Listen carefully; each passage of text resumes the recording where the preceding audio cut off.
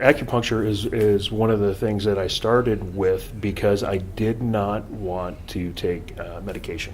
I can't be incapacitated and come back to work and expect to make, financially important decisions for my company, and be effective at all in that arena. So with acupuncture, there's a certain point in every session where I was like, and there it is, and you feel the stress just go away, and you feel tingles go down your legs, and you're like, and you just know it. It's like a release, and it's amazing, and it's not addictive. I mean, it's not something that's going to alter me for the rest of the day.